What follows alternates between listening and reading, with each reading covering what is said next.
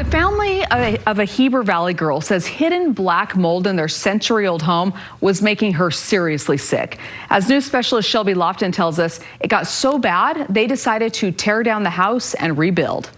Sending thousands of kiddos into the world having talked about honesty and integrity and generosity, and so now this is coming back to me in such a personal way. Melissa Phelps runs a preschool in Heber. Sometimes her 12-year-old daughter Verity comes to help. She's got very much artistic ability and musical ability. When her talkative child started having seizures, she was concerned. And she was diagnosed with absence epilepsy. Melissa says the episodes became worse. And I would ask her to touch your shoulder, and she wouldn't know what that was. Then Verity started having stomach issues. I just kind of honestly felt like a failure. Like I would go to school and then I would throw up and I'd feel terrible and check out. Her mom took her to the hospital when she developed a rash and a fever. The ER nurse says, code red, and that's the code for sepsis. Melissa says doctors couldn't pin down what was wrong. She asked about health impacts from mold. We had done some remodel and we found some black mold under the floor. They found evidence of mold in a lot of places. The Phelps were connected with a plumber. The bishop of our ward came to me and he was like, hey, the plumber didn't want to tell you,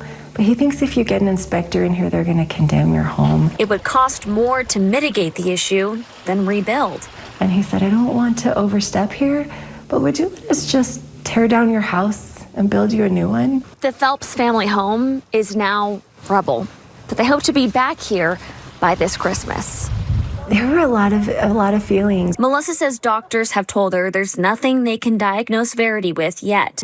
We've done every test we can think of, and maybe in 10 years, whatever is happening will be diagnosable. She and Verity say ever since they've left the house, she's felt remarkably better. I feel like I have more life in me now. In Heber, Shelby Lofton, KSL 5 News.